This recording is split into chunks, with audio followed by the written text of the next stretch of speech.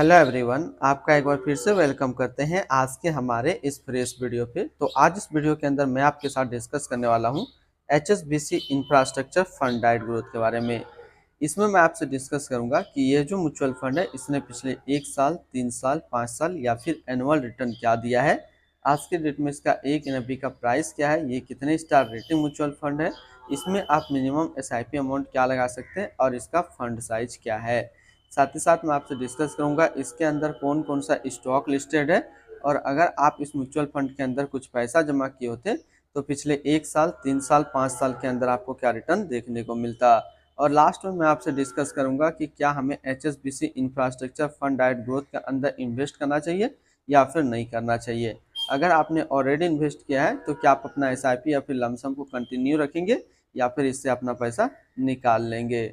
तो सबसे पहले बात करते हैं HSBC infrastructure fund diet growth. ये एक इक्विटी म्यूचुअल फंड है जो कि सिलेक्ट्रिकल या फिर थीमेटिक कैटेगरी के अंदर आता है, और ये एक काफ़ी हाई रिस्क म्यूचुअल फंड है।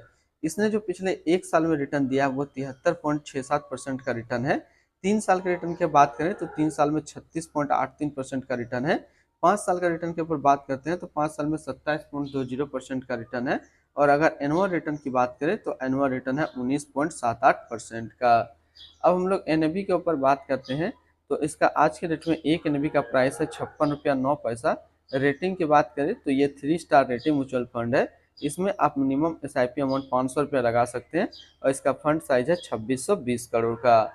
अब बात करते हैं अगर आप इस म्यूचुअल फंड के अंदर कुछ पैसा जमा किए होते तो आपको क्या रिटर्न देखने को मिलता। इससे पहले अगर आपने अभी तक अपना अकाउंट आप स्टॉक में ओपन नहीं किया है और करना चाहते हैं तो इस वीडियो के डिस्क्रिप्शन में मैंने अपना रेफरल लिंक दिया है। अगर आप मेरे रेफरल लिंक से ज्वाइन करेंगे तो आपको कुछ कैश रिवार्ड्स देखने को मिलेगा और आपको अकाउंट ओपनिंग या फिर अकाउंट मेंटेनेंस का कोई भी चार्ज नहीं देना होगा। बात करते हैं अगर आप इस म्यूचुअल फंड के अंदर 5,000 रुपये पर मंथ जमा किए होते तो 1 साल में आपका पैसा जमा होता 60,000, आपको मिलता 79,862 रुपया। 3 साल की बात करें तो 3 साल में आपका पैसा जमा होता 1,80,000, आपको मिलता 3,30,744 रुपया। 5 साल की बात करें तो 5 साल में आपका पैसा जमा होता 3 लाख, आपको मिलता 7,60,842 रुपया। अब बात करते हैं अगर आप इस म्यूचुअल फंड के अंदर एक बार में 1 लाख रुपया डाले होते तो 1 साल में आपका 1 लाख रुपया 1,73,670 रुपया होता। 3 साल में आपका 1 लाख रुपया 2,56,179 रुपया होता। और 5 साल में आपका 1 लाख रुपया 3,32,993 रुपया होता। होल्डिंग की अगर बात करते हैं तो इसके अंदर जो टोटल स्टॉक लिस्टेड है वो टोटल 55 स्टॉक लिस्टेड है।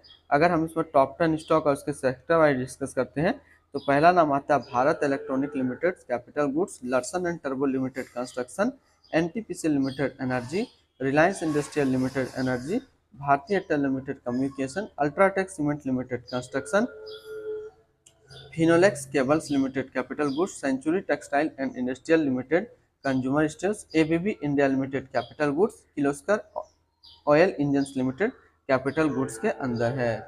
अगर इसकी होल्डिंग एनालिसिस को हम लोग देखें तो इक्विटी पे है 98.5% और कैश पे है 1.5%। अब इस इक्विटी को अगर सेक्टर वाइज देखते हैं तो कैपिटल गुड्स में 37.6, कंस्ट्रक्शन पे 23.5, अदर्स पे 18.2, एनर्जी 14.6 और मेटल एंड माइनिंग पे 6.2%। इसकी एडवांस रेशियो की बात करते हैं तो इसका प्राइस टू अर्निंग रेशियो 30.54 और पीवी रेशियो 4.27। अगर आप इस म्यूचुअल फंड के अंदर अपना पैसा इन्वेस्ट करना चाहते हैं तो मिनिमम लमसम आपको 5,000 रुपये का करना होगा, और अगर आप एसआईपी करते हैं तो मिनिमम 100 रुपये का आपको एसआईपी करना होगा। अब हम लोग रिटर्न एंड रैंकिंग के ऊपर बात करते हैं और यहीं पे आपको समझ में आएगा कि क्या हमें इस म्यूचुअल फंड के अंदर इन्वेस्ट करना चाहिए या फिर नहीं करना चाहिए। तो सबसे पहले बात करते हैं HSBC इंफ्रास्ट्रक्चर फंड का फंड रिटर्न है 1 साल में 73.7, 3 साल में 36.8, 5 साल में 27.2 और एनुअल है 19.8 का। वहीं पे इस कैटेगरी का जो एवरेज रिटर्न रहता है यानी कि इक्विटी, इलेक्ट्रिकल या फिर थीमेटिक कैटेगरी का म्यूचुअल फंड का 1 साल में 71.2, 3 साल में 34.1 और 5 साल में 27 का। तो यहाँ से देखा जाए ये म्यूचुअल फंड हमेशा अपना कैटेगरी एवरेज से ज़्यादा रिटर्न निकाल करके दिया है। अगर आप एक इंफ्रास्ट्रक्चर म्यूचुअल फंड ढूंढ रहे हैं तो फिर ये आपके लिए अच्छा विकल्प है, आप इसके अंदर अपना इन्वेस्टमेंट कर सकते हैं। अगर आपने ऑलरेडी इन्वेस्ट किया है तो फिर आप अपना एसआईपी या फिर लमसम को कंटिन्यू रखेंगे। अगर आपको इसके आसपास सिमिलर फंड्स देखना हो तो आपके इनके आसपास दो ही सिमिलर फंड्स अच्छा है, जो कि है इन्वेक्सो India infrastructure fund diet growth and दूसरा है quant infrastructure fund direct growth. तो आप इन दोनों के अंदर अपना इन्वेस्टमेंट कर सकते हैं। एक्सपेंस रेशियो की बात करते हैं तो एक्सपेंस रेशियो 0.96% का। एग्जिट लोड की बात करते हैं, अगर आप इन्वेस्ट किया हुआ पैसा एक साल के अंदर अपना इन्वेस्टमेंट का 10% से ज़्यादा निकालेंगे तो फिर आपको 1% का एग्जिट लोड देना होगा। और स्टैम्प ड्यूटी की अगर बात करते हैं तो स्टैम्प ड्यूटी है 0.005%। अब हम लोग बात कर लेते हैं इसकी fund house and investment objects को। तो HSBC mutual fund total assist में इंडिया पर 21 नंबर पर रैंक करता है। ये म्यूचुअल फंड स्टार्ट हुआ है 27 मई 2002 को, यानी कि HSBC म्यूचुअल फंड। इसका टोटल असिस्ट अंडर मैनेजमेंट है 1,18,590 करोड़ का।